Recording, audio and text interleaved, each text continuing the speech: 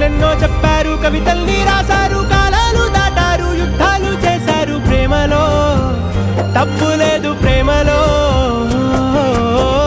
వేల వేల వెన్నెలంత మీద వాలి వెలుగునంత మోయమంటే నేను ఎంత రే.